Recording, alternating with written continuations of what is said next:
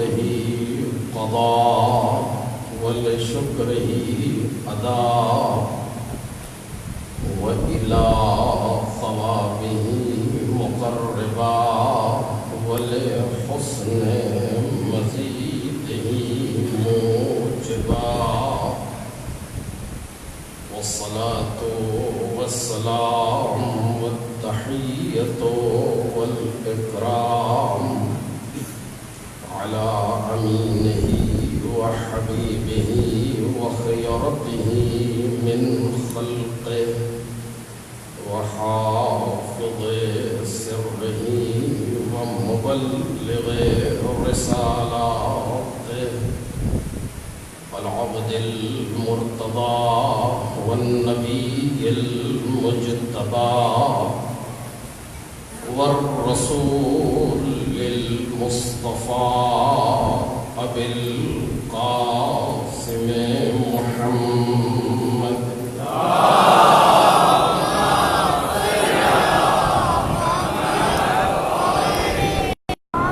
وآله الأطيبين الأطهرين الأكرمين المعصومين المظلومين الذين أذهب الله عنهم الرجس وطهرهم تطهيرا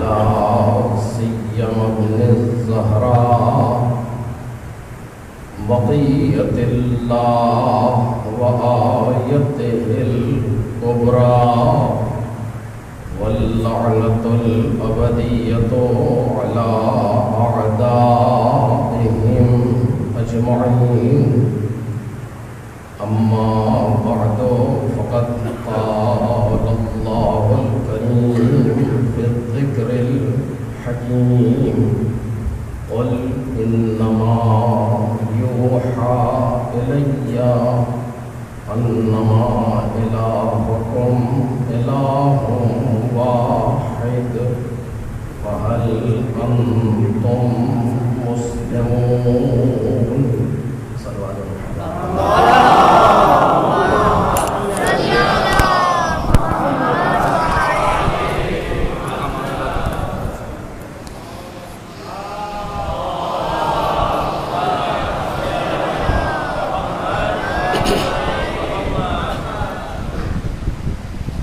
بزرگان محترم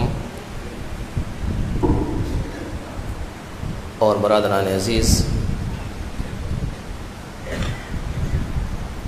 سورہ مبارکہ انبیاء کی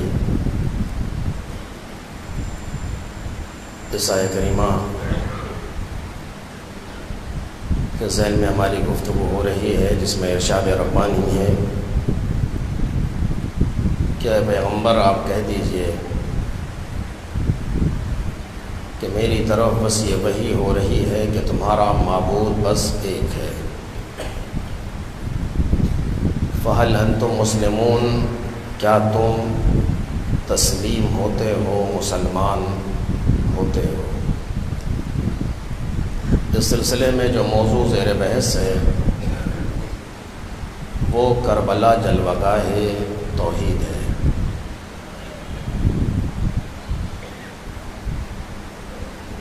اور ہماری گفتگو اس مقام پر ہو رہی ہے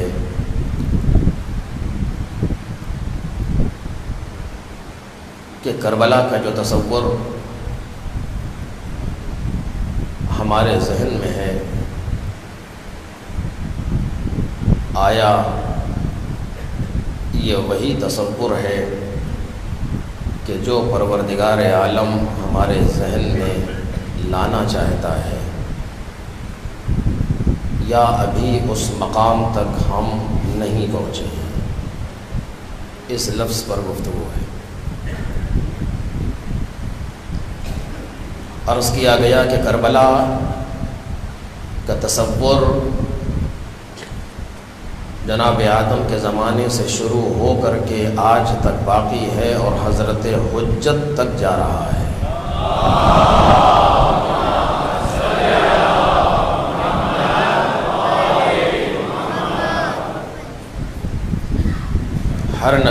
زمانے میں، ہر امام کے زمانے میں، کربلا کے پہلے بھی اور کربلا کے بعد بھی کربلا کو یاد رکھا گیا۔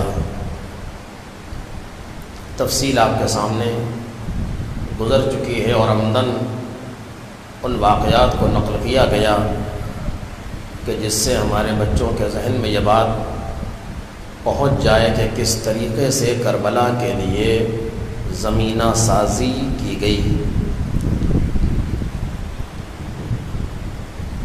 اور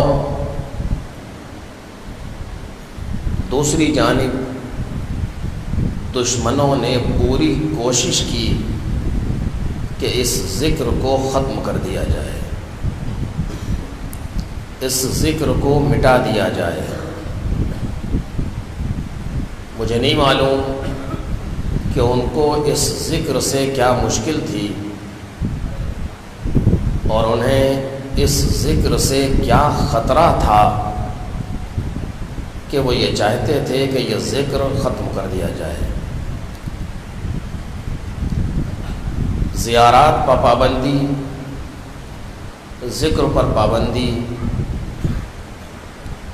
تمام ادوار آپ کے سامنے بیان کیے گئے، اتنا ممکن ہو سکا پوری حکومتیں اس بات پر لگی رہیں کہ لوگوں کو امام حسین سے دور کر دیا جائے۔ یہ ہوتا رہا، میں نے آپ کے سامنے نقل کیا، لیکن جتنا دشمن کوشش کرتا گیا اتنا لوگ امام حسین سے اور قریب ہوتے چلے گئے، اور ان کی کوشش نہ فقط یہ کہ مقصود تک نہیں پہنچی بلکہ اس کا اثر برعکس ہوا۔ یہ بھی آپ کے سامنے بیان کیا گیا۔ سوال پھر اسی جگہ پر موجود ہے کہ آیا یہ دو طرفہ کوشش، پروردگار کی طرف سے انتظام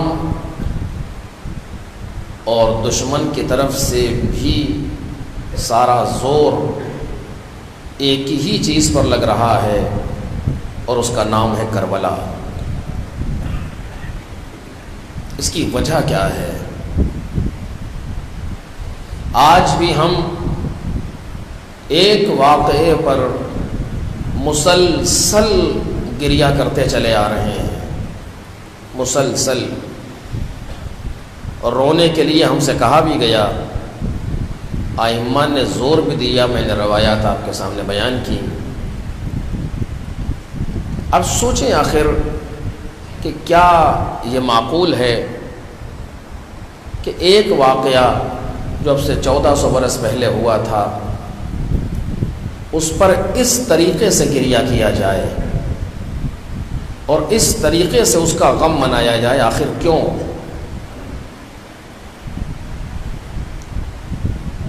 اگر ہم سے کوئی سوال کر لے، کوئی ایک ایسا انسان جس کا تعلق مذہب اہل بیت سے نہ ہو یا اسلام سے نہ ہو، تو ہمارے پاس جواب کیا ہے؟ اگر ہم یہ کہتے ہیں کہ کربلا کی سرزمین پر امام کو قتل کیا گیا، تو پلٹ کے کہے گا امام تو دوسرے بھی تھے جو قتل کیے گئے۔ اگر ہم کہتے ہیں کہ کربلا کی سرزمین پر ظلم و ستم ہوا، تو پلٹ کے کہے گا ظلم و ستم تو اور جگہوں پر بھی ہوا ہے۔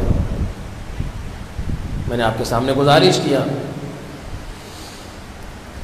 کم ظلم و ستم ہے جو جناب مولا کائنات کے ساتھ ہوا ہے، کم ظلم و ستم ہے جو جناب سیدہ کے ساتھ ہوا ہے، لیکن آج وہ کیفیت تو نہیں ہے، نہ اتنا ہم سے کہا گیا ہے۔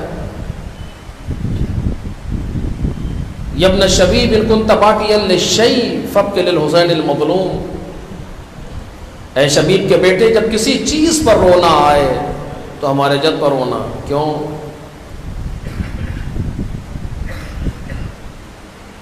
وجہ ہونی چاہیے، بیان ہونا چاہیے۔ وہ دوسرے مکتب فکر ہیں، توجہ کیجیے گا، وہ دوسرے مکتب فکر ہیں جو انسان کو سوچنے سے روکتے ہیں۔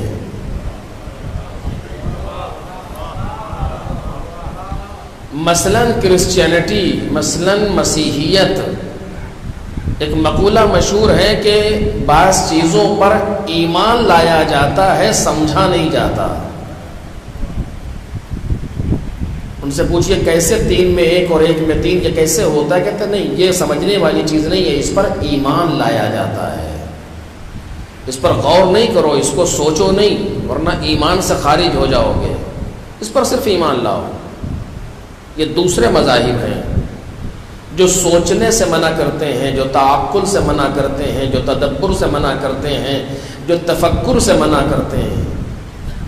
کہیں ایسا ہے؟ آپ نے دیکھا ہے بعض جگہ وہ ہیں کہ جہاں دوسروں کے پاس جانے سے روکتے ہیں، وہاں نہیں جانا، ادھر نہیں جانا، فلاں چیز کو نہ دیکھنا، فلاں بات کو نہ سننا، کہیں یہ کہا جاتا ہے۔ لیکن ہمارے مکتب فکر میں، ہمارے مذہب میں نہ کسی چیز کو سمجھنے سے منع کیا گیا اور نہ کہیں جانے سے روکا گیا، کہیں نہیں۔ کیوں آخر ایسا ہے؟ کیونکہ بنیادی بات یہ ہے کہ روکتا وہ ہے جس کے اپنے یہاں جھول ہوتا ہے، جس کی اپنی آئیڈیالوجی کمزور ہوتی ہے، وہ منع کرتا ہے کہ دوسرے کے پاس نہ جانا۔ چونکہ کیوں؟ اگر اس کے پاس جاؤ گے تو اس کی بات ہم سے زیادہ منطقی ہے، اس کی بات لاجیکل ہے، تم اس کی بات کو مان لو گے، ہماری بات کمزور پڑ جائے گی، لہذا ادھر جاؤ ہی نہیں۔ لیکن جس کی اپنی آئیڈیالوجی مضبوط ہوتی ہے وہ کہتا ہے جہاں جی چاہے جاؤ، پلٹ کے تو یہی آؤ گے۔ ایک صلوات پڑھے محمد اور آل محمد۔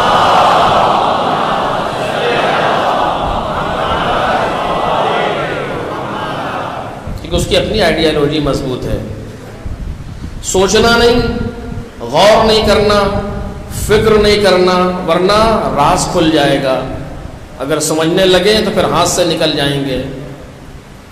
لیکن یہ کمال ہے ہمارے مذہب کا، مذہب اسلام کا، کہ جو نہ فقط یہ کہ سوچنے سے روکتا نہیں ہے بلکہ نہ سوچنے پر تنبیہ کرتا ہے۔ افلا یتدبرون القرآن ام علی قلوبہم اقفالها، آیا یہ لوگ قرآن پر غور و فکر نہیں کرتے یا ان کے دلوں پر تالے لگے ہوئے ہیں؟ بار بار قرآن کہہ رہا ہے تم تفکر کیوں نہیں کرتے، تم تدبر کیوں نہیں کرتے، تم غور کیوں نہیں کرتے، تم سوچتے کیوں نہیں؟ یہ دعوت دی جا رہی ہے کہ نہیں ہے؟ یہ ہمارے مذہب میں سوچنے پر بار بار زور دیا گیا، فکر کرنے پر بار بار زور دیا گیا۔ کیوں؟ چونکہ جتنا تم فکر کرتے جاؤ گے، جتنا تم غور کرتے جاؤ گے، اتنا مذہب اور دین کی حقانیت میں اجالا ہوتا جائے گا، انکشافات پیدا ہوتے جائیں گے۔ وہ دوسرے ہیں کہ جن پر اگر سوچا جائے تو بطلان سامنے آتا ہے، یہ اسلام ہے، اس پر جتنا سوچا جائے گا اتنا حقانیت سامنے آتی جاتی ہے۔ ایک صلوات پڑھ دیں محمد اور آل محمد۔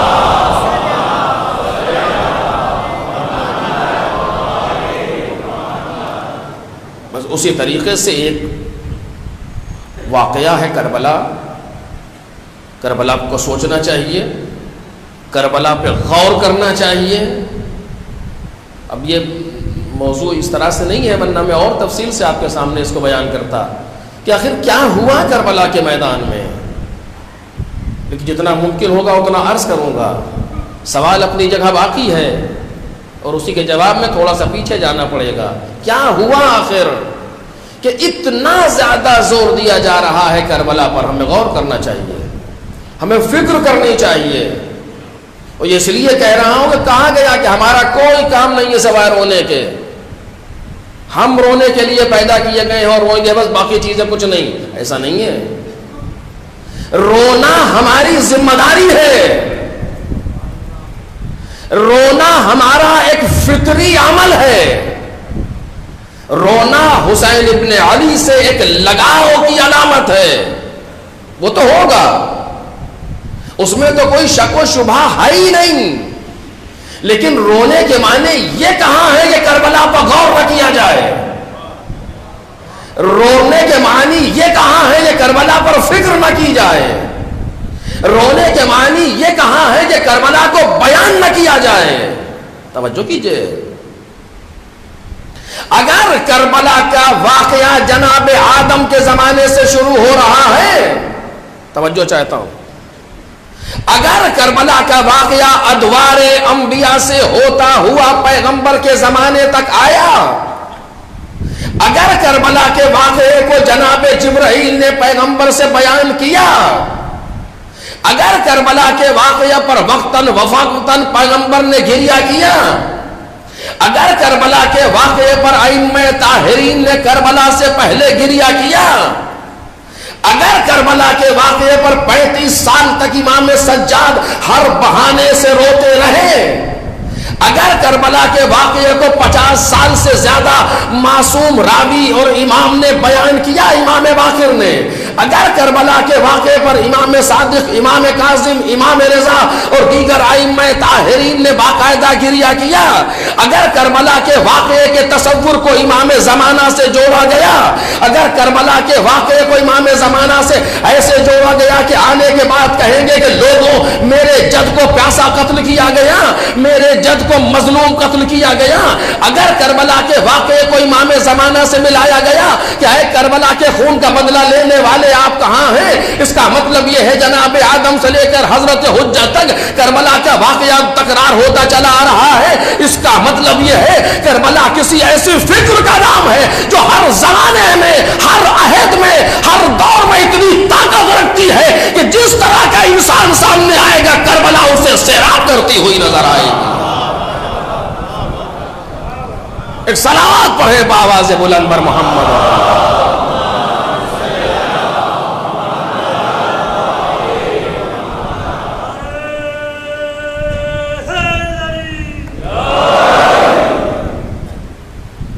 بہت سی چیزیں اس مقام پر ہیں، بس میں جلدی جلدی اپنی بات سے قریب ہونا چاہ رہا ہوں۔ عزیزو، قرآن مجید آپ کے سامنے ہے، قرآن مجید نے اپنے آپ پر غور کرنے کے لیے کہا ہے، فکر کرنے کے لیے کہا ہے۔ میں 2-3 آیتیں قرآن مجید کی جلدی جلدی گزارش کر رہا ہوں تاکہ اپنے موضوع سے قریب ہوں، اور ایک آدھ حدیث۔ قرآن مجید کس لیے آیا ہے، کس چیز کی کتاب ہے؟ تاریخ کی کتاب نہیں ہے، منطق و فلسفے کی کتاب نہیں ہے، جغرافیہ کی کتاب نہیں ہے، کاہے کی کتاب ہے؟ ہدایت کی کتاب ہے۔ صحیح کہا آپ نے، ہدایت کی کتاب ہے، سب جانتے ہیں۔ درست ہے یہ؟ درست ہے۔ قرآن مجید کتاب ہدایت ہے۔ کس کی ہدایت کے لیے نازل ہوئی ہے؟ پہلا مسئلہ ہے کہ نازل ہوئی، یعنی اپنے مقام سے تنزل کیا قرآن نے۔ خود یہ ایک موضوع ہے لیکن ابھی نہیں۔ اس کائنات میں قرآن مجید کو بھیجا گیا، ہدایت کے لیے 4 گروہ کا تذکرہ کیا ہے کم از کم۔ توجہ کیجئے گا، 4 گروہ کا تذکرہ قرآن مجید نے کیا ہے اپنے اندر۔ ہدن للناس، یہ قرآن ہدایت ہے انسانوں کے لیے، ایک گروہ۔ ہدن وبشرا للمسلمین، یہ قرآن ہدایت ہے اور بشارت ہے مسلمانوں کے لیے۔ ہدن وبشرا للمومنین، یہ قرآن ہدایت ہے اور بشارت ہے مومنوں کے لیے۔ ہدن للمتقین، یہ قرآن ہدایت ہے متقین کے لیے۔ غور کیجئے گا ذرا سی بات، ممکن تھوڑی سی علمی ہو، سنجیدہ ہو۔ شروع کہاں سے کیا؟ ناس سے، ناس یعنی انسان، لے کہاں تک گیا؟ متقین تک۔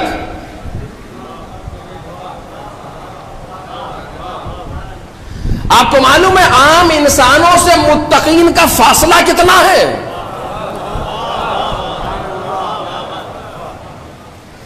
انسانوں میں کون شامل ہے کہ سارے کے سارے کیسا بھی ہو، الٹا سیدھا آڑا ترچھا، سب انسانوں میں شامل ہیں.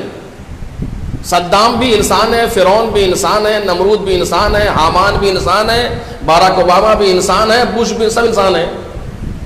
البتہ یہ انسان نما حیوان ہے. بلکہ اب تو منزل وہ آ گئی ہے کہ حیوان بھی اگر کہیے تو حیوان سے ڈر لگتا ہے کہ بگاڑ نہ جائے. ایک صلوات پڑھے محمد اور آل محمد.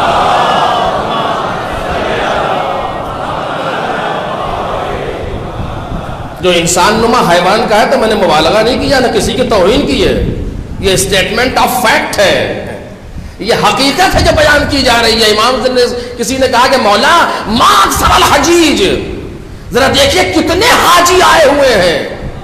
امام نے نظر ڈالی کہ کہاں؟ کہا مولا دیکھیں مسجد الحرام چھلک رہی ہے حاجیوں سے، ہمیں تو نہیں دکھائی دے رہے حاجی.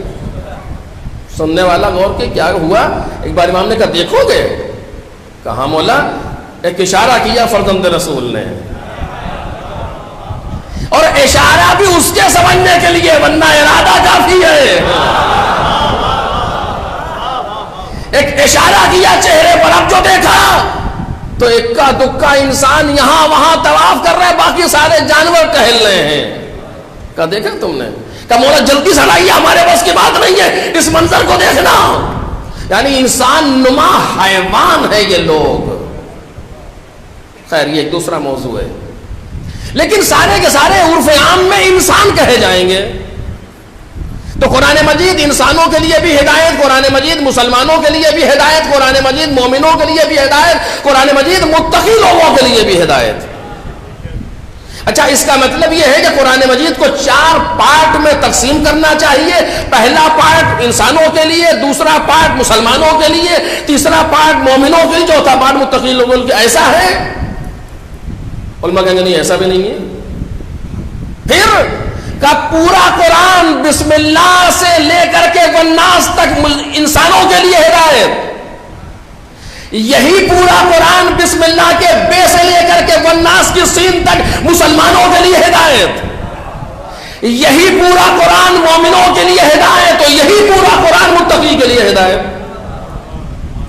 اسلام میں بھی درجات پائے جاتے ہیں، ایمان میں بھی درجات پائے جاتے ہیں، اور تقوی میں بھی درجات پائے جاتے ہیں. ہر درجے کے لیے ہدایت. نہیں میں چاہ رہا ہوں کہ بات محسوس ہو جائے اس موضوع سے جہاں تک میں لے جانا چاہتا ہوں. ایسا ہے کہ نہیں قرآن مجید میں؟ اب آپ آیتیں پڑھ رہے ہیں تو کیسے کہیں کہ نہیں ہے؟ بالآخر کوئی روایت اگر آپ کہتے تو شاید کچھ سوچتا پتہ نہیں راوی قوی ہے کہ ضعیف ہے کیا ہے، لیکن آیت میں کیا کرے گا؟ اور بالکل صاف صاف ہدی للناس، ہدی و بشریٰ للمسلمین، ہدی و بشریٰ للمؤمنین، ہدی للمتقین، 4 آیتیں دو ایک لمحے کے اندر. یہ کیسے ممکن ہے کہ ایک ہی کتاب یہاں سے وہاں تک سارے گروہوں کے لیے ہدایت بنے؟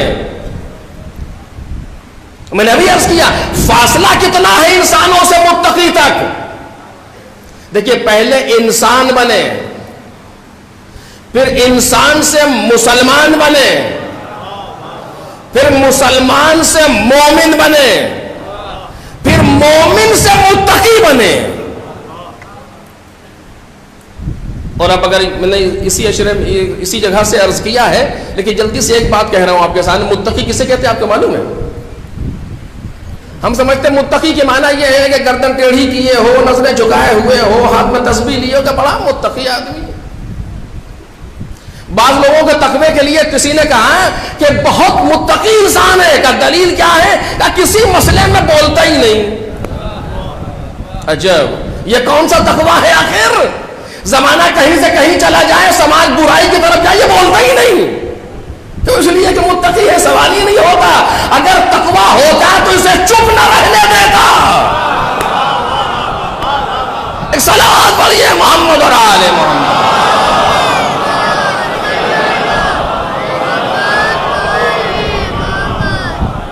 وہ متقی کون سا ہے جو سماج کی برائی کو دیکھ کر کے آنکھ بند کر لے؟ یہ کون سا تقوی ہے آخر؟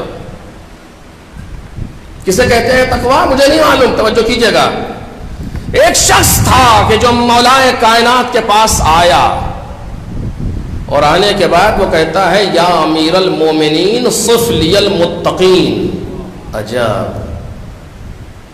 ایک جناب امیر ہمارے لیے متقی لوگوں کے صفات بیان کریں اور ایسے بیان کریں حتیٰ کأنی انظر الیہم کہ جیسے میں ان کو دیکھ رہا ہوں. ایسے بیان کریں. متقی لوگوں کی صفات، صفتیں جب متقی میں پائی جاتی ہیں، خصلتیں جب متقی میں پائی جاتی ہیں. میں اس کو بیان نہیں کروں گا، صرف واقعہ نقل کر رہا ہوں. نہج البلاغہ کا فقرہ ہے کہ مولا کائنات نے کہا کہ یا حمام اتق اللہ واحسن فإن اللہ مع الذین اتقوا والذین هم محسنون.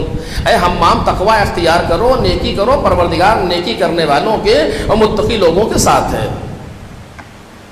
تو حمام اس جواب پہ قانے تو ہوئے جیسے آپ نہیں قانے ہوئے. وہ کہہ رہے صفات بیان کرے اور آپ کہہ تقوی اختیار کرو. پھر کہا یا امیر المومنین صف لی المتقین حتی کأنی انظر الیہم. پھر جملہ نہج البلاغہ فتثاقل علی علیہ السلام. مولا کائنات نے ایک بھاری پن محسوس کیا، ایک سنگینی محسوس کی اور خاموش رہے. پھر کہا حمام نے ہائے حوض. تو نہج البلاغہ کا فقرہ ہے فعزم علیہ. دو ترجمے کیے علماء نے کہ یا تو جناب حمام نے مولا کو قسم دی اور یا یہ کہ مولا نے بیان کا ارادہ کیا. خیر یہ پورا ہے. اس کے بعد ایک مختصر سی آپ نے تمہید بنائی، پھر متقی لوگوں کے صفات بیان کیے. آواز دی فالمتقون فیہا ھم اہل الفضائل. اے حمام سنو، متقی وہ ہے اس دنیا میں جو صاحب فضیلت ہے. ایک جملہ کہا کہ جو صاحبان فضیلت ہے وہ متقی ہے، جن کے گرد فضائل نظر آتے ہیں، اچھائیاں برائیاں نظر نہیں آتی. اور اب اس کے بعد جو مولا نے فضائل کو گننا شروع کیا، 2.5-3 صفحے کا خطبہ ہے نہج البلاغہ میں، پڑھنے سے تعلق رکھتا ہے کہ مولا نے فضیلتوں کو گننا شروع کیا. پہلی فضیلت آپ نے بیان کی کہ منطقہم الصواب. اس پر میں نے گفتگو کی ہے اسی عزاخانے میں. منطقہم الصواب، متقی وہ ہے جس کی گفتگو درست ہے. مولا نے یہ نہیں کہا کہ متقی وہ ہے جو سچ بولتا ہے، چونکہ اگر سچ بولتا کہتے تو غیبت شامل تھی. مولا نے کہا متقی وہ ہے جو درست بولتا ہے. علماء نے بیان کیا لفظ ثواب رکھ کے زبان کے کم از کم 30 گناہ کو علی نے صاف کر دیا. یہ کلام جناب امیر ہے. ایک لفظ کے ذریعے سے سارے زبان کے گناہوں کو علی نے خارج کر دیا کہ متقی وہ ہے جس کی زبان درست ہے. اور ہم کتنے بڑے متقی ہیں ہمیں خود سمجھ لینا چاہیے. پہلا مرحلہ. اور اس کے بعد منطقہم الصواب ملبسہم الاقتصاد نشیہم التواضع. اور پھر مولا بیان کرتے چلے جا رہے ہیں خطبہ کہ متقی کے صفات کیا ہے. متقی ایسا ہوتا ہے، ایسا ہوتا ہے، ایسا ہوتا ہے. علی خاموش نہیں ہوئے، سننے والا مر گیا. فصائق حمام صاعقۃ کانت نفسہ فیہا. حمام نے چیخ ماری، گرے اور روح پرواز کر گئی. مولا نے کہا میں اسی لیے نہیں بیان کر رہا تھا، میں اسی لیے نہیں بیان کر رہا تھا. جب کوئی موعظہ اہل تک پہنچتا ہے تو یہ حشر ہوتا ہے. آپ نے دیکھا کہاں عام انسان اور کہاں متقی کہ جس کی تاب نہ لا سکا. حمام جیسا صحابی، حمام جیسا ساتھی ابھی صرف صفات بیان کیے تھے. اتنا فاصلہ ہے عام انسانوں سے متقی کا. اور قرآن مجید عام انسانوں کے لیے بھی ہدایت، متقی کے لیے بھی ہدایت. یہ کیسے ممکن ہے؟ دیکھ رہے ہیں آپ، یہ کیسے ممکن ہے آخر کہ ایک ہی قرآن اتنے گروہ کے لیے ہدایت بنے؟ یہ بالکل ایسے ہے کہ جیسے میں آپ سے کہوں یہ کتاب میں آپ کو دے رہا ہوں، یہ کتاب پہلی کلاس میں بھی چلتی ہے، یہ کتاب ہائی اسکول میں بھی چلتی ہے، یہ کتاب انٹرمیڈیٹ میں بھی چلتی ہے، یہ کتاب بیچلر میں بھی چلتی ہے، یہ کتاب ماسٹر میں بھی پڑھائی جاتی ہے، یہ کتاب پی ایچ ڈی میں بھی پڑھائی جاتی ہے. آپ کہیں گے طبیعت ٹھیک ہے آپ کی؟ کہاں پہلی کلاس اور کہاں ڈاکٹریٹ؟ کیسے ممکن ہے کہ ایک ہی کتاب پہلی کلاس میں بھی ہو بچے کے لیے اور ڈاکٹریٹ میں بھی ہو؟ نہیں ہو سکتی نا. اور قرآن تو یہی کہہ رہا ہے.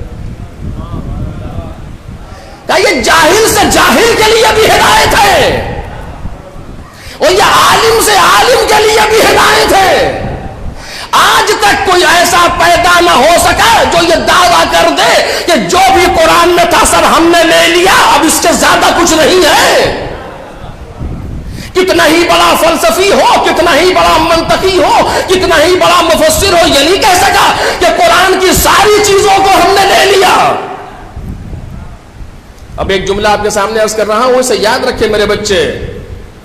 قرآن کے سلسلے میں جو تفسیر لکھی ہے جناب علامہ طباطبائی نے، جس کا نام ہے تفسیر المیزان، اس کے لیے انہوں نے کہا کہ اس تفسیر نے ہماری عمر کے 20 سال لیے ہیں.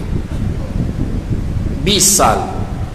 کس انسان کے؟ کہ جو خود اصولی بھی ہے، جو خود فقیہ بھی ہے، جو خود منطقی بھی ہے، جو خود فلسفی بھی ہے، جو خود عارف بھی ہے. کتنے علوم پر اتھارٹی ہے جو انسان.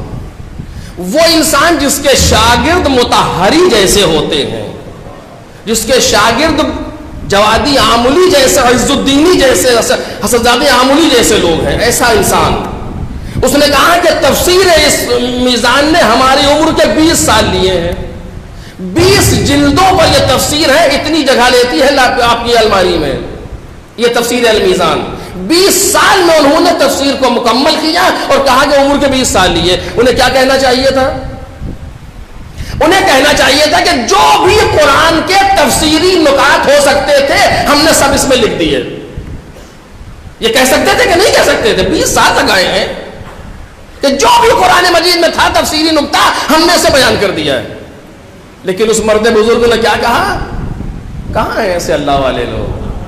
کہنے لگے ہر چند دہوں کے بعد قرآن مجید کی پھر سے تفسیر ہونی چاہیے.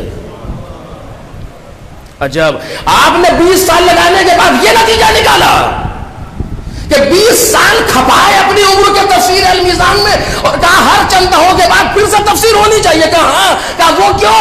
کہا اس لیے کہ قرآن مجید وہ کتاب ہے کہ جو ہر زمانے میں اس زمانے کے تقاضے کے اعتبار سے گفتگو کرتا ہوا نظر آتا ہے.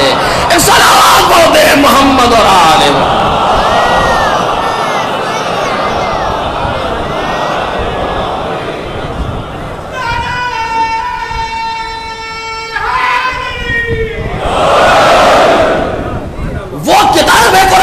تو ہر زمانے میں اس زمانے کے تقاضے کے اعتبار سے گفتگو کرتا ہے. یعنی آپ نے پہلے آیا آپ کو وہاں تک، یعنی قرآن کی کیفیت کیا ہے؟ ہر زمانے کی ترقی کے اعتبار سے گفتگو کرے. قرآن کی کیفیت کیا ہے؟ کہ ہر انسان کے لیے مواد رکھے. اگر جاہل آئے تو اسے بھی دے، اگر متوسط علم رکھنے والا آئے تو اسے بھی دے، اگر کوئی پڑھا لکھا اور انٹلیکچوئل اور علامہ کی فہرست میں آنے کے بعد آئے تو اسے بھی عطا کرے. یہ کیفیت قرآن میں ہے یا نہیں ہے؟ اور میں مثال دے دوں تاکہ بات واضح ہو جائے. مثلا یہاں تو کراچی میں تو بہت آسانی ہے، آپ جا کے دیکھیں سمندر میں کیا ہے؟ کہیں کوئی سوال ہے پوچھنے کا؟ سمندر میں کیا ہے؟ سمندر پانی ہے، وہ پانی ہے پانی نہ سمندر میں کا پانی ہے. اچھا ٹھیک ہے، آپ کو تیرنا آتا ہے؟ کہاں آتا ہے؟ کہ اتریے ذرا نیچے گئے اور پوچھا اب پانی سمندر میں کیا ہے؟ کہ اس میں تو چھوٹے موٹے کیڑے اور مچھلیاں وغیرہ بھی دکھائی دے رہی ہیں. اچھا یہ بھی ہے اس کے اندر؟ اچھا اور اندر جائیے، سمندر میں کیا ہے؟ کہ اس میں تو بڑے بڑے جانور نظر آ رہے ہیں. اچھا یہ بھی ہے. اور تیرنا آتا؟ اور ذرا نیچے اتریے، کہ اس میں تو مونگے اور موتی بھی دکھائی دے رہے ہیں. ایک سمندر.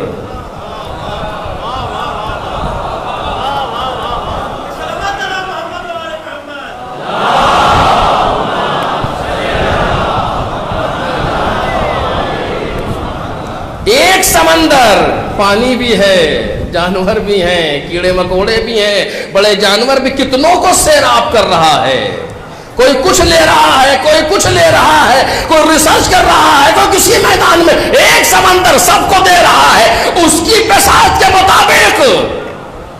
قرآن مجید کا معجزہ یہی ہے میرے عزیزوں. ایک قرآن ہے اور ایسا سمندر کہ ہر انسان کو اس کی بساط کے مطابق عطا کرے.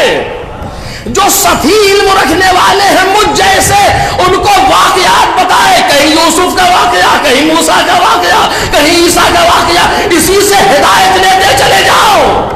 اور جو علم رکھنے والے بیٹھے ان کو اتنا عطا کرے، اور جو جتنا علم لے کر کے آئے قرآن اتنا بیان کرتا چلا جائے. نوبت یہ آئے کہ پوری رات گزر جائے اور علی ابن ابی طالب سورہ الحمد کی تفسیر بیان نہ کر سکے.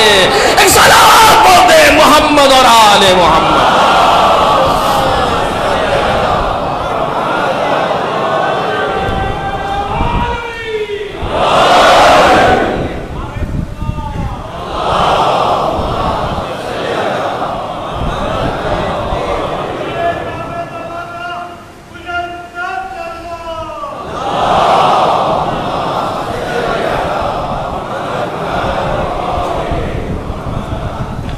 یہ کیفیت آپ نے سن لی قرآن مجید کی. ہر گروہ کو دے گا، ہر زمانے کے اعتبار سے بولے گا. طے کجی طے. خوب قرآن جیسا دنیا میں کوئی اور ہے؟ قرآن جیسی کوئی دوسری کتاب ہے دنیا میں؟ آپ کہہ رہے ہیں نہیں ہے، لیکن میں کہہ رہا ہوں ہے. پھر آپ کہتے ہیں کہ نہیں ہے. قرآن خاموش کتاب ہے اور اسی کے ساتھ ایک بولتی ہوئی کتاب ہے. میں پہلی تقریر میں کہا تھا ایک بولتی ہوئی کتاب ہے قرآن مجید کے ساتھ ساتھ. وہ کون ہے؟ وہ اہل بیت علیہم الصلاۃ والسلام.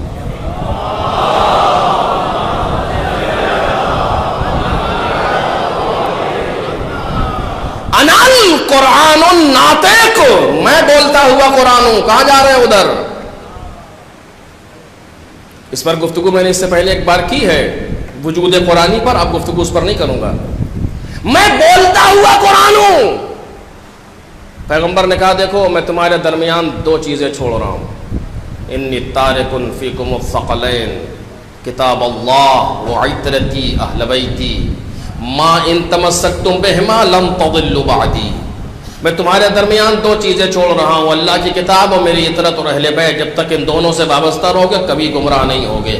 یہاں تک مجھے بحث نہیں ہے. وَإِنَّهُمَا لَن يَفْتَرِقَا حَتَّى يَرِدَ عَلَيَّ الْحَوْضُ. یہ دونوں آپس میں جدا نہیں ہوں گے یہاں تک کہ حوض کوثر پر مجھ سے ملاقات کریں گے. پیغمبر کی حدیث ہے. شیعوں کی حدیث ہے صرف؟ جی نہیں، اہل سنت نے اس حدیث کو لکھا. متفق علیہ حدیث ہے. الفاظ بھی اس کے سارے معتبر اور سارے کے سارے متفق علیہ. اسی طریقے سے اہل سنت نے بھی اس کو لکھا مختلف ضبط کے ساتھ.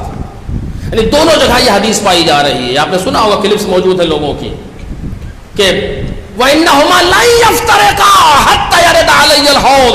یہ دونوں آپس میں جدا نہیں ہوں گے. کون دونوں؟ قرآن اور اہل بیت. اہل بیت کون ہے؟ پیغمبر سے خود بھی اہل بیت میں شامل ہے، پیغمبر سے لے کر کے حضرت حجت تک سب اہل بیت ہیں. یہ قرآن سے جدا نہیں ہوں گے. جدا نہیں ہوں گے یعنی کیا؟ اس سارے جو اشرا چل رہا ہے صرف سوالوں پہ چل رہا ہے. جدا نہیں ہوں گے یعنی کیا مطلب؟ پیغمبر نے جملہ کہہ دیا کہ اللہم لن یفترقا، یہ دونوں آپس میں جدا نہیں ہوں گے. یعنی کیا جدا نہیں ہوں گے؟ یعنی جہاں قرآن مجید رکھا رہے گا وہاں اہل بیت کی کوئی ایک فرد کھڑی رہے گی. یہ مطلب ہے اس کا؟ آپ کہہ رہے نہیں ہے. جہاں اہل بیت ہوں گے ان کی جیب میں قرآن رکھا ہوگا، یہ مطلب ہے. یہ پھر کیا مطلب ہے نا؟ بالکل سامنے کی چیز ہے، لیکن کیا مطلب ہے اس کا؟ یہ دونوں آپس میں جدا نہیں ہوں گے کبھی. اب میں زیادہ روکوں گا نہیں ورنہ اسی جگہ بات ٹھہر جائے گی. کیوں کیسے جدا نہیں ہوں گے؟ کہ جو شان قرآن ہے وہی اہل بیت میں شان ہوگی. جو اہل بیت کا انداز ہے وہی انداز قرآن میں ہوگا. قرآن کا انداز کیا ہے؟ کہ انسانوں سے لے کر کے متقی تک کو سیراب کرتا ہے. قرآن کا انداز کیا ہے؟ ہر زمانے میں نیا ہے. کسی زمانے میں پرانا نہیں ہے قرآن مجید. دلیل اس کی بہت زیادہ ہے لیکن بیان کا موقع نہیں ہے. کبھی آپ نے سوچا کہ پروردگار عالم نے کیوں کہا ہے کہ دن میں ہر 5 نماز میں اس سورہ کو پڑھو، سورہ الحمد؟ کیوں؟ میں انشاءاللہ آنے والی تقاریر میں گفتگو کروں گا اس سورہ پر نہیں، کسی دوسری چیز پر. کیوں کہا پروردگار عالم نے لا صلاۃ الا بفاتحۃ الکتاب؟ کوئی نماز نہیں ہو سکتی بغیر سورہ الحمد کے. صبح کی 2 رکعت، ظہر کی 2 رکعت، عصر کی 2 رکعت، مغرب کی 2 رکعت، عشاء کی 2 رکعت، 5 دونوں 10 رکعت. ہر 10 رکعت میں سورہ الحمد 10 مرتبہ پڑھو. کیوں پڑھے؟ سوچا آپ نے کوئی پروردگار عالم عادت ڈلوا رہا ہے میں یوں ہی پڑھو؟ جب تم پڑھتے ہو نا سورہ الحمد مجھے بڑا اچھا لگتا ہے، کہتے ہو نا الحمدللہ رب العالمین، ہم خوش ہوتے ہیں، واہ ہم عالمین کے پالنے والے. ایسا ہے خدا نہ کرتا کہ پروردگار عالم کو اپنی تعریف سن کے کوئی خدا نخواستہ خاکم بدہان مزہ آتا ہے. کیوں کہہ رہا ہے دن میں 10 مرتبہ کم از کم پڑھو سورہ الحمد واجب نمازوں میں؟ کیوں؟ اے میرے مالک کیوں پڑھیں؟ سوچنے کی بات ہے نہیں ہے. اگر سورہ الحمد میں اتنی کیفیت نہ ہوتی کہ تم اس پر اگر دن میں 10 مرتبہ بھی غور کرو گے تو یہ پرانا نہیں ہوگا. کاش میری بات واضح ہو جائے. اگر تم دن میں 10 بار بھی اس کے سامنے بیٹھ کر کے سوچو گے یہ تمہیں نئے نکات عطا کرے گا. اگر یہ کیفیت نہ ہوتی خدا کبھی نہ کہتا کہ اسے بار بار پڑھتے رہو. ایک صلوات پڑھیں محمد اور آل محمد.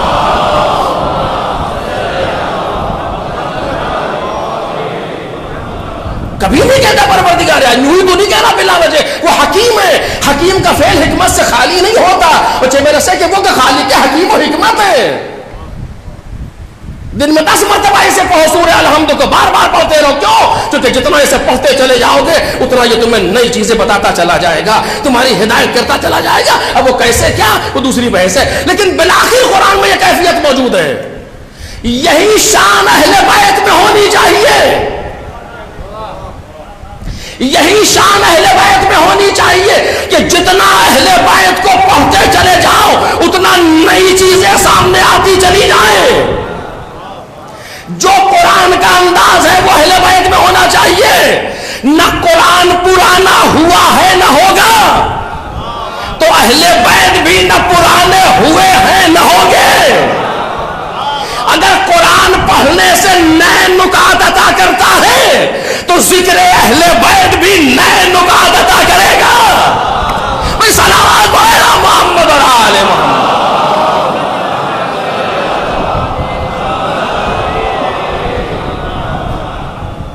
ذکر اہل بیت کو بھی نئے نکات دینے چاہیے. اگر قرآن مجید کی تفاسیر لکھتے چلے جاؤ اور انسان تھکے گا نہیں اور نئے علوم سامنے آئیں گے تو اہل بیت کی سیرت میں اتنا اثر ہونا چاہیے کہ سیرت کو پڑھتے چلے جاؤ نئے نکات سامنے آتے چلے جائیں گے. اب مجھے یہ بحث نہیں ہے کہ اہل بیت میں کون ہے کون نہیں ہے، ہم اس پر بحث ہی نہیں کرتے کہ کون اہل بیت میں شامل ہے کون نہیں شامل. ہماری بحث تو یہ ہے کوئی ایسا لاؤ جو قرآن کا مقابلہ کر سکے.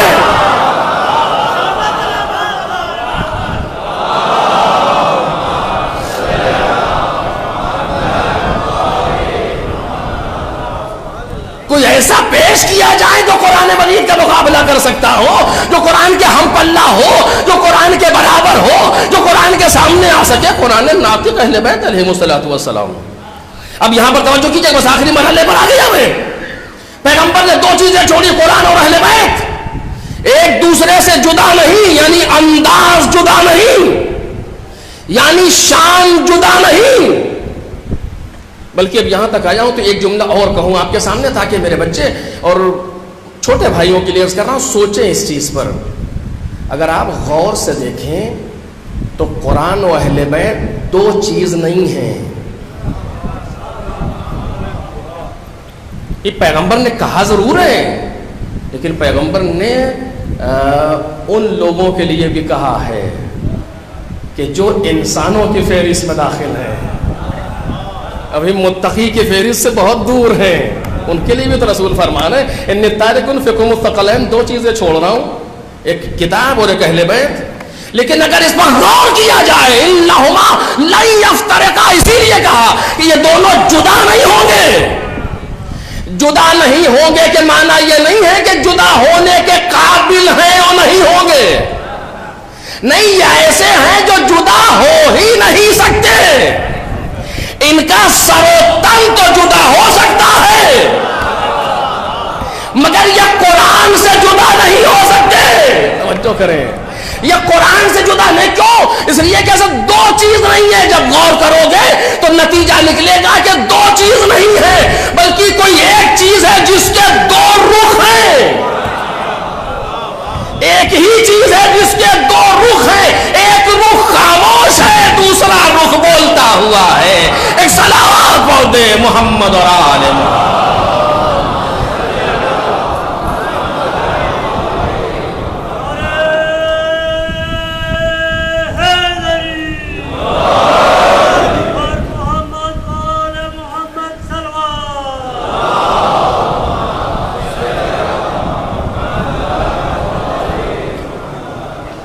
یہاں تک بات پہنچ گئی. اب اگر آپ کو 2 دن یا 1 دن پہلے کی بات یاد ہے تو اس سے میں استفادہ کروں گا اس کے بعد کے لیے. اہل بیت علیہ السلام کون کا؟ پیغمبر سے لے کے حضرت حجت تک. بہت توجہ میرے عزیزو، صرف ایک جملہ کہہ رہا ہوں، وضاحت کل انشاءاللہ. پیغمبر سے لے کر کے حضرت حجت تک یہ فہرست اہل بیت کی، جس میں ہیں 14 لوگ، اور یہ 14 وہ ہیں جو قرآن کے ہم پلہ، جن کا انداز قرآن کا انداز. ان 14 لوگوں میں کون سی چیز کامن نظر آئی؟ ان 14 لوگوں میں کون سا واقعہ ایسا ہے جس پر سب نے زور دیا؟ اگر 2 دن پہلے کی بات آپ کو یاد ہو، کون سی چیز ایسی، کون سا واقعہ ایسا جس پر اہل بیت کی ہر فرد نے زور دیا؟ کوئی تو واقعہ ہوگا، یا کہہ دیجئے کہ نہیں ہے، اگر ہے تو کون سا ہے؟ کوئی ایسا واقعہ نظر آیا جس پہ اہل بیت کی ہر فرد کا زور ہے؟ یعنی اہل بیت نے مل کے جس واقعے کے لیے محنت کی، کاش میری بات واضح ہو جائے، جس میں اہل بیت نے مل کر کے سب نے یکجا ہو کر کے جس واقعے کے لیے محنت کی، کون سا واقعہ؟ کوئی واقعہ آپ بیان نہیں کر سکتے سوائے کربلا کے. میں نے 2 دن پہلے عرض کیا، پیغمبر نے بھی محنت کی، نمائندہ چھوڑا، مولا کائنات نے بھی نمائندہ چھوڑا، حضرت زہرا نے بھی نمائندہ چھوڑا، امام حسن نے بھی اپنا نمائندہ پہنچایا، تاکہ روز عاشور کربلا کے دن ہماری یاد باقی رہے. بعد میں آنے والے سارے ائمہ کربلا کو روتے رہے، کربلا کی یاد کو باقی رکھا. یعنی خلاصہ اہل بیت ہے کربلا. توجہ کیجیے گا، خلاصہ اہل بیت ہے کربلا، جس پر پیغمبر سے لے کر کے حضرت حجت تک ہر ایک نے محنت کی ہے، اور ہر ایک کی مورد نظر ہے کربلا. ہر امام نے آپ کے سامنے ہے، میں نے نقل کیا، حتیٰ امام حسن کے بارے میں کہتا نا کہ صلح پسند تھے.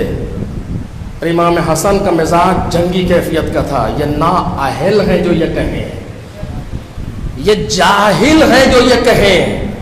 چونکہ امام حسن نے اسی لیے تعویذ باندھا تھا تاکہ یہ نہ سمجھنا کہ میں اپنے بھائی سے الگ ہوں. اور امام حسین نے اسی لیے اپنے بھائی کی صلح پر 10 سال باقی رہے تھے. سن 50 میں شہادت ہے امام حسن کی، سن 61 کا واقعہ ہے، پورے 10 سال تک صلح پر باقی ہے. کون؟ امام حسین. تاکہ یہ نہ سمجھنا کہ فرق ہے آپس میں. سارے ائمہ نے، سارے معصومین نے کربلا پر توجہ کی. اب بس یہی سے میں بات کو روک رہا ہوں. سارے معصومین نے کربلا پر توجہ کی، سارے اہل بیت نے کربلا پر توجہ کی. یعنی کربلا ایک ایسا واقعہ ہے جو پیغمبر سے لے کر کے حضرت حجت تک مورد نظر ہے. توجہ چاہتا ہوں میرے عزیزو، جو اہل بیت میں ہر ایک فرد کا مورد نظر ہے. 3 معصوم موجود ہیں کربلا کے اندر، 3 امام موجود ہیں کربلا کے اندر. تک کربلا کے لیے بیان ہوتا رہا. پیغمبر نے بیان کیا 61 کی کربلا ہے پیغمبر کا زمانہ. 50 سال پہلے سے پیغمبر روتے رہے, 50 سال بعد تک کے لیے بیان کیا جاتا رہا. معصوم موجود ہے. یہ کربلا ایسا واقعہ جو ہر معصوم کا مورد نظر. اہل بیت کون؟ جن کا انداز قرآنی. توجہ کیجئے گا, اہل بیت کون؟ جن کا انداز قرآنی, جن کی شان قرآنی. قرآن کون؟ کہ جو ہر زمانے میں ہر انسان کی صلاحیت کے اعتبار سے رزق رکھتا ہو.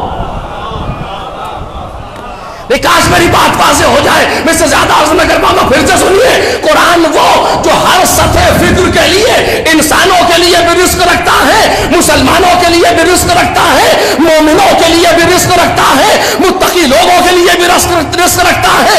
جاہل سے شروع کرتا ہے اور علامہ دہر تک کو سیراب کرتا ہے, ہر ایک کے لیے رزق رکھتا ہے. یہ شان اہل بیت میں موجود, اور اہل بیت کا اجتماعی فعل کربلا. اہل بیت کا اجتماعی فعل کربلا, اس کے معنی یہ ہے کربلا میں ایسی صلاحیت ہونی چاہیے, کربلا میں ایسا انداز ہونا چاہیے کہ جو ہر سطح فکر کے لیے رزق رکھتا ہو. ایک صلوات پڑھے محمد اور آل.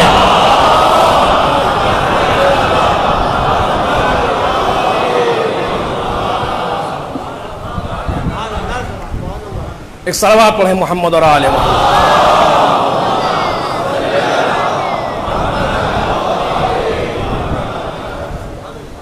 بات واضح ہوئی نہیں ہوئی آپ کے سامنے؟ کربلا میں ایسی صلاحیت ہونی چاہیے کہ جو ہر سطح فکر کے لیے رزق عطا کرے. کوئی جاہل بھی کربلا کے پاس آئے تو کچھ لے کے جائے, کوئی عام علم رکھنے والا بھی کربلا کے پاس آئے تو کچھ لے کے جائے, ایک پڑھا لکھا انسان بھی کربلا کے پاس آئے تو کچھ لے کے جائے, متقی بھی کربلا میں پہنچے تو کچھ لے کے نکلے, مومن بھی کربلا جائے تو کچھ لے کے آئے, مسلمان بھی کربلا جائے تو کچھ نہ ہو. نہیں, غیر مسلم بھی کربلا کو دیکھے تو کچھ عطا ہو, ہے کہ نہیں؟ کیونکہ انسانوں کے لیے بھی کربلا ہے, مسلمانوں کے لیے بھی کربلا ہے, مومنوں کے لیے بھی کربلا ہے, متقی لوگوں کے لیے بھی کربلا ہے. اب یوں کہوں تو غلط نہ ہوگا, کربلا وہ ایک تنہا میدان ہے جو انسانوں کی بھی ہدایت کرتا ہے, جو مسلمانوں کے بھی ہدایت کرتا ہے, جو مومنوں کے بھی ہدایت کرتا ہے, جو متقی کی بھی ہدایت کرتا ہے. ایک صلوات پڑھ دے محمد اور آل محمد.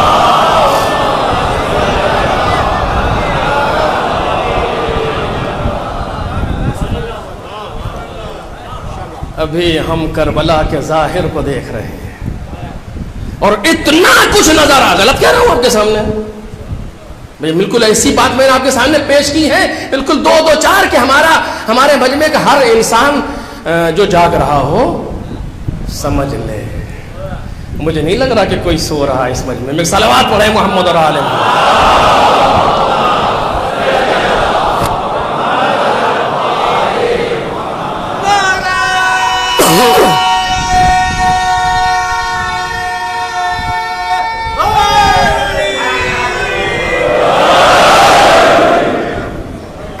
صلوات بآواز بلند بر محمد اور آل محمد.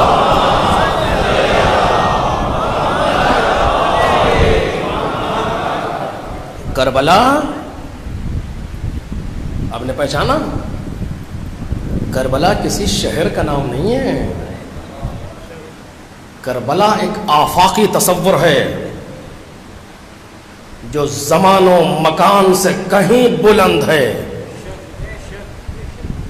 اب انشاءاللہ میں عرض کروں گا آپ کے سامنے کربلا کے سلسلے میں کہ کیوں ہے اس طریقے. سوال اپنی جگہ باقی ہے, ان میں صرف ایک اس کا خاکہ ذہن میں لانا چاہ رہا تھا. بچوں کے بزرگ تو مجھ سے بہتر جانتے ہیں.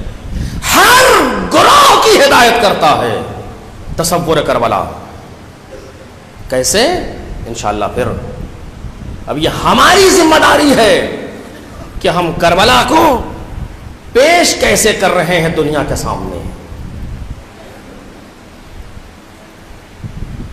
کربلا میں کیا کیا ہے ہمیں اندازہ نہیں ہے.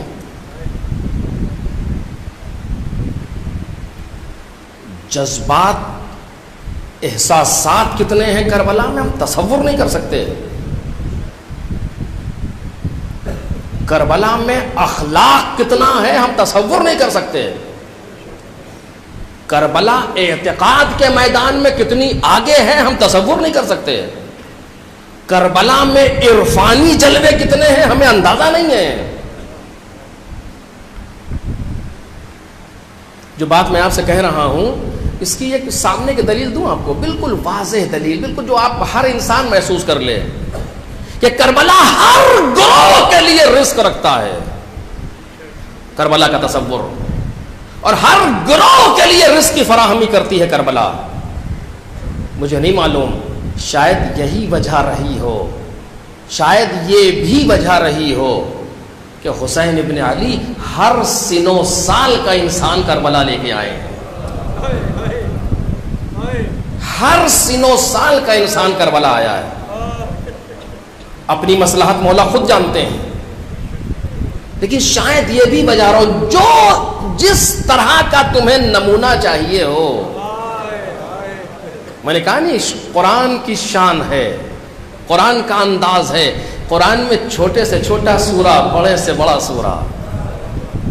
کربلا کے میدان میں چھوٹے سے چھوٹا وجود، بڑے سے بڑا وجود. کربلا اصغر سے لے کر کے عباس تک کو اپنے اندر رکھتی ہے. ہمیں آپ کو کیا پتا کہ سرکار وفا ابو الفضل العباس کا مقام کیا ہے. کہیں 6 مہینے کا سپاہی، کہیں 99 برس کا ساتھی ابو سمامہ سیداوی، کہ جس کی پلکیں ڈھل چکی ہیں، بھمیں ڈھل چکی ہیں، رومال سے باندھے ہوئے ہیں. ایسا انسان بھی کربلا میں. بچے بھی ہیں، بچیاں بھی ہیں، بوڑھے بھی ہیں، جوان بھی ہیں. ہدایت کا نمونہ دینا ہے نا. ہر سن و سال کا انسان کربلا کے اندر موجود ہے، اور ہر ایک نے اپنا حصہ کربلا میں ڈالا ہوا ہے. بس اسی جگہ بات کو روک رہا ہوں. کیسے کیسے لوگ کربلا کے میدان میں ہیں، اور کربلا کے بعد انسانیت انگوش بدنتا ہے. میرے عزیزو، ہم نے کربلا کو ابھی صرف ایک رخ سے دیکھا ہے. میں عرض کروں گا آنے والی تقاریر میں، کیونکہ مسائل ذرا سنگین ہے، اتنی آسانی سے کہے نہیں جا سکتے جب تک پورے مقدمات نہ فراہم ہو، ورنہ ذہن ادھر سے ادھر چلا جائے گا. ابھی ہم نے کربلا کو ایک رخ سے دیکھا ہے، اور کربلا میں کتنی چیزیں موجود ہیں تصور سے باہر ہیں. شروع ہوئی کربلا، روز عاشور کا آغاز ہوا کس سے؟ حر کی ہدایت سے. پہلا شہید جناب حر، یعنی حملہ مغلوبہ کے بعد جو جنگ تن بتن کے لیے نکلا ہے میدان میں، سب سے پہلے جانے والا حر. جو کہا ہے نا کہ مولا سب سے پہلے میں آپ سے ملا تھا، اور اب سب سے پہلے میدان میں جانا چاہتا ہوں. میں نے نہیں دیکھا کہ حسین ابن علی نے ایک لمحے کے لیے بھی حر کو روکا ہو. آواز دی، حر جیسی تمہاری مرضی. اے مولا یہ ابھی آیا ہے، بھوکا بھی نہیں ہے، پیاسا بھی نہیں ہے، روک لے کچھ دیر کے لیے. لیکن نہیں روک رہے. کیوں؟ مجھے نہیں معلوم. شاید مولا جواب دیں کہ ہم نے حر کو معاف تو کر دیا، لیکن دیکھ نہیں رہے ہو حر کا احساس شرمندگی اسے جینے نہیں دے رہا تھا.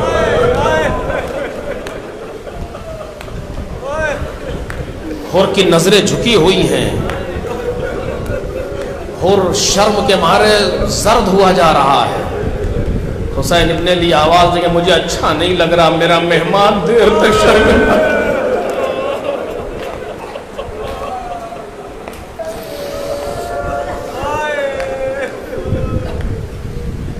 یہاں سے سلسلہ شروع ہوا. حسین ابن علی کربلا ہدایت کا پیکر، حر سے بات شروع ہوئی، اور قدم قدم پر کربلا ہدایت کرتی چلی جا رہی ہے. یہ ایک رخ ہے میں عرض کر رہا ہوں، نہ کتنے رخ ہے اس کے اندر۔ بعض واقعات ہمارے یہاں آدھے پڑھے جاتے ہیں کیونکہ مصائب کا پہلو رہتا ہے، باقی چھوڑ دیے جاتے ہیں۔ یزید کے دربار میں جس نے کنیزی کے لیے مانگا تھا آدھا پڑھ کے واقعہ رک جاتا ہے، لیکن نہیں، اسی جگہ مسلمان ہوا، اسی جگہ شہید ہوا، اسی میدان میں، اسی تخت یزید پر۔ معمولی مسائل نہیں ہیں۔ آغاز ہو گیا عرس کربلا کا، ختم ہو گئی کربلا حسین ابن علی کے سجدے پر، اور اب کربلا کا ایک دوسرا رخ ہے کہ جس کو دو شخصیتوں کو سنبھالنا ہے، سید سجاد، زینب کبریٰ علیہم الصلاۃ والسلام۔ اب یہ دو شخصیتیں ہیں جن کی ذمہ داری کربلا کے بعد کی ذمہ داری ہے، اور عجیب ذمہ داری ہے، بھائی کے پیغام کو پہنچانا بھی ہے، ان بے وارثوں کا سہارا بھی بننا ہے۔ کوفے میں پہنچا کارواں ایک انداز ہے، شام میں پہنچا کارواں دوسرا انداز ہے۔ کون محسوس کرے گا جناب ثانیہ زہرا کی فراست کو؟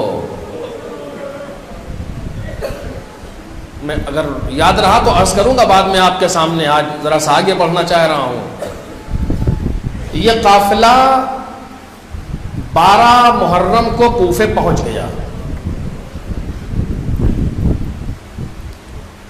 ایک ہفتے تک اہل حرم کوفے میں قید رہے، بس 2-3 دن کی قید کے بعد ابن زیاد نے یزید کو لکھا کہ اگر یہ لوگ کچھ دن کوفے میں اور رہ گئے تو کوفہ ہاتھ سے نکل جائے گا۔ یہ کیوں ہوا؟ امام حسین قتل ہو چکے، جناب عباس قتل ہو چکے، سارے مرد مارے جا چکے، یہی تو ہے۔ کون آیا ہے؟ ایک بیمار لاغر، سر سے پاؤں تک لوہے میں جکڑا ہوا، چند بیویاں۔ کوفہ کیسے ہاتھ سے نکل جائے گا؟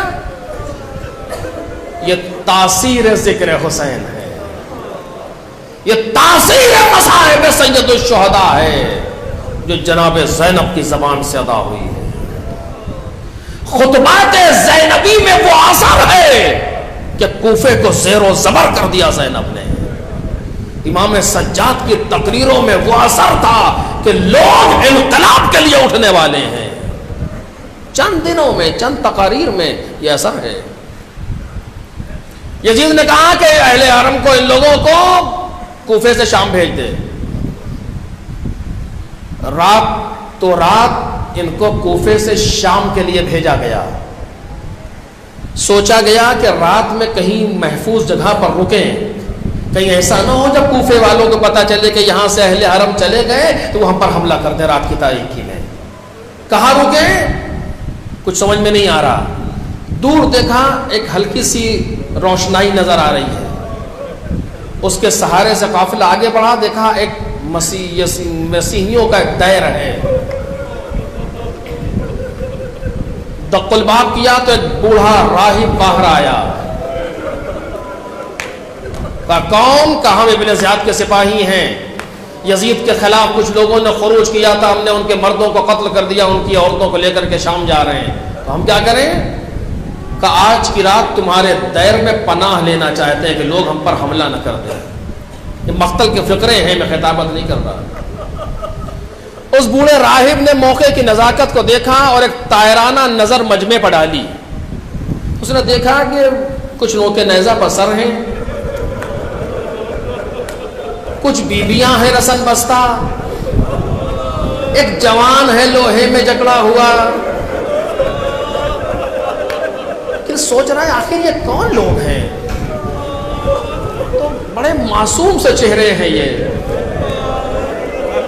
سوچتا رہا، اس نے کہا سنو، ہمارے دیر میں اتنی جگہ نہیں ہے کہ تم سب آ سکو، ایسا کرو ان سروں کو رکھ دو، ان بیویوں کو لے آؤ، اور اس نہیں پھلا کر انسان کو لے آؤ اندر، اور تم سارے کے سارے فوجی اور باہر سے حفاظت کرو دیر کی۔ سب نے راہب کی رائے کو مان لیا. سر حسین کو نوک نیزہ سے اتارا گیا, ایک صندوق میں رکھ کے تالا لگایا گیا, ایک حجرے میں جا کے رکھ دیا, باقی سارے سروں کو دیوار سے لگا کے کھڑا کر دیا گیا نیزوں کو. صحن خانہ میں بیویاں کھڑی ہو گئی, ایک گوشے میں امام سجاد.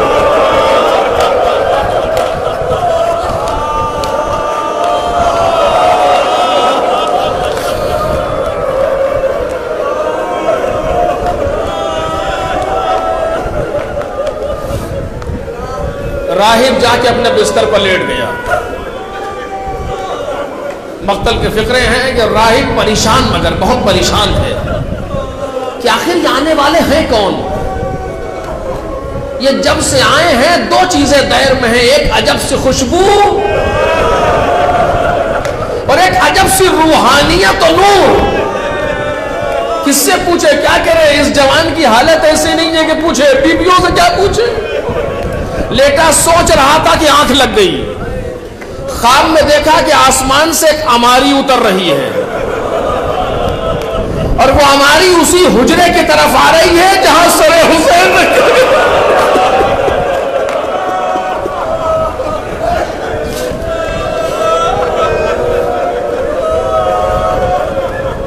اس اماری سے بیویوں کے رونے کی آواز آ رہی ہے.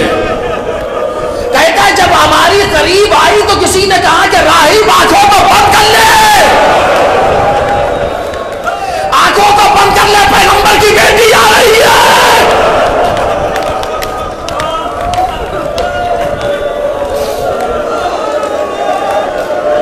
راہب کہتا ہے میں نے خواب میں آنکھوں کو بند کر لیا, اب مجھے کچھ دکھائی نہیں دے رہا مگر سنائی دے رہا ہے. ایسا لگ رہا ہے کہ ایک ماتم اور ایک رونا اور ایک گریا ہے, اور ایک بیوی ایسے رو رہی ہے جیسے اس کا جوان بیٹا مارا ہے, اور کہہ رہی ہے یا قتیل الام, یا مظلوم الام, یا شہید الام. اے ماں کے مظلوم بیٹے, اے اپنی ماں کے شہید بیٹے, اے اپنی ماں کے پیاسے بیٹے.